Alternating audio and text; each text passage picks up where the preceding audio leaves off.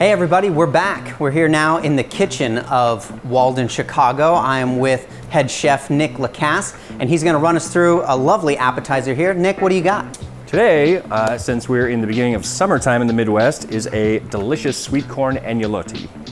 Sweet corn agnolotti. I see some mascarpone cheese out here. I see some corn.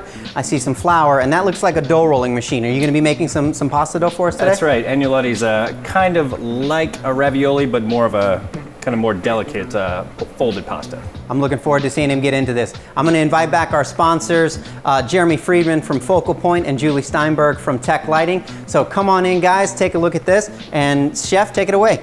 All right. So first we have our peak season corn right here, just shaved raw off the cob and right into a blender. And the idea is to try to liquefy the corn as much as possible.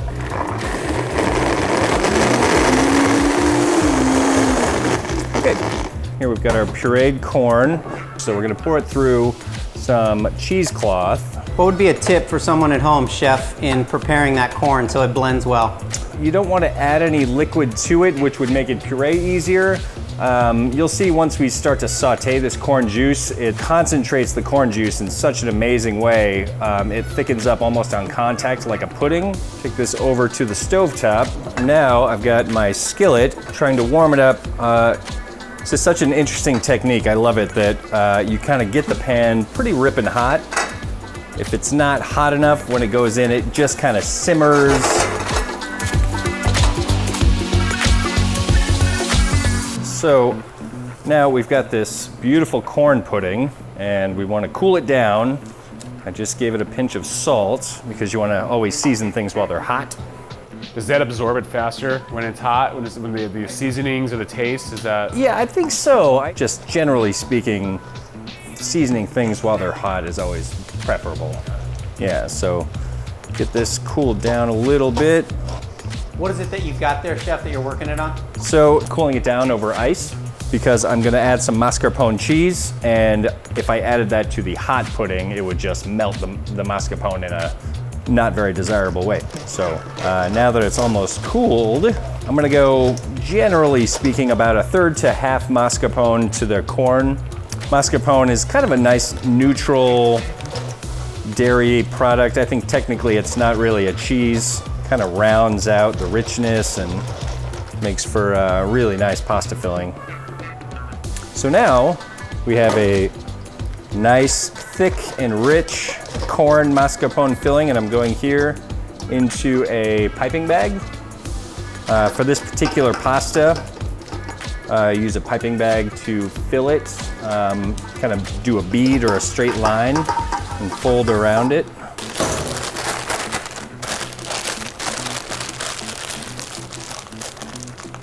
So now I'm gonna grab the pasta dough.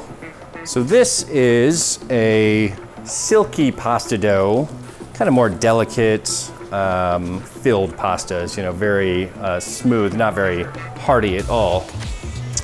Anytime you make a pasta dough, it's great to let it rest for maybe an hour or so. You know, it's like you've just kneaded it and worked it, and all the molecules and stuff are all worked up, and then you gotta relax to be able to get the nice stretchiness we're looking for. So now we start in with the pasta machine. Any recommendations for someone at home who didn't have a pasta machine on how they could roll this out? It is considerably easier with the machine.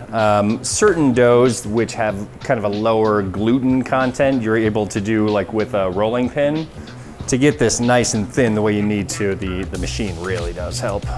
And then you kind of just keep rolling it, make it thinner with each pass through. And it's getting pretty thin, and the pasta is getting pretty stretchy. It's nice and it's not too moist. Get it a little floured up. What would you say to someone at home, Chef, who's gonna watch this and might be a little bit nervous about trying pasta for the first time on their own? I would watch like at least a dozen videos on YouTube. There are people who've been doing this their whole life and they're way better than me. Each time I watch somebody do it their way, I learn something new. Okay, so I'm just gonna trim this up a little bit here, and now we're going to start in with our corn filling. We want to make sure that it's not too floured on this side because we want it to stick to itself. And then the toughest part is getting a nice straight line. Sometimes, you know, I try to do this and I got a big squiggle there and it just kind of makes for tougher pasta making. Flop it over. Try to do it in one big shot if possible. And now we're trying to avoid air bubbles, so I'm gently kind of working the air out with my thumb while kind of pressing this extra side down. You make it look so easy. I have a feeling it's not easy. I'm also just gonna trim off this excess, pinching the little bellies. Gonna make sure that you get at least a good inch in between because that's where you cut. If we don't have that fancy cutter, Chef, what can we use at home? If you don't have this fancy cutter, could use like a non-ridged pizza wheel could work. I've seen people use a pencil to sort of flatten in between the way that I'm you know, doing this as a pinch here. And then basically. How long does it take that pasta to poach? Very quickly. You know, it's like you think of cooking dried pasta at home, it's got to completely reconstitute. So this is fresh. And it's also kind of thin and very delicate. So I would say no more than 20, 30 seconds. Now into the poach.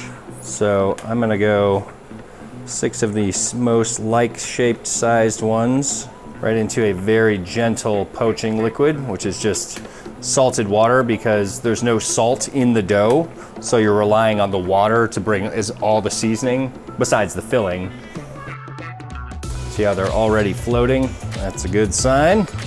Also, you want to make sure it doesn't like rapid boil because it's such a delicate pasta. It could just blow out entirely. So, and I'm going onto a towel just because I don't like to have the excess water land on the spoon.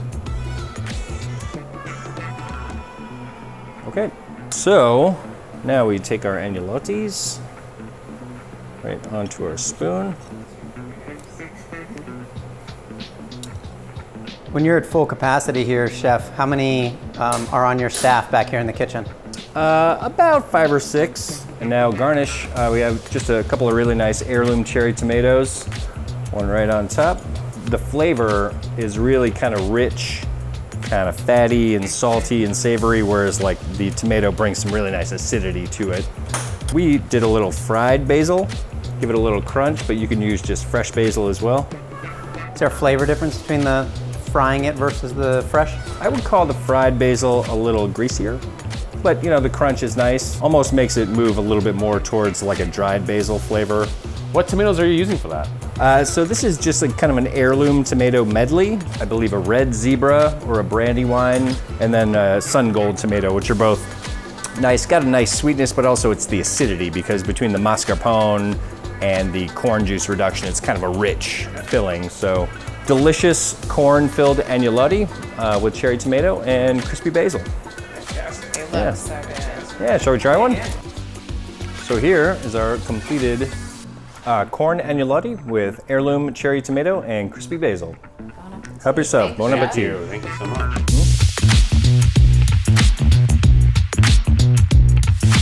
Very good. Yeah. Thank you so much. Excellent. Really Well, interesting. wonderful to meet you guys, and thanks for you. coming around. Thank you for joining us, and we look forward to you having an event here at Walden, Chicago next year. So you have your cocktails, you've got your lovely appetizer. Now it's time to start the show. It is creamy. Chef, 200 more.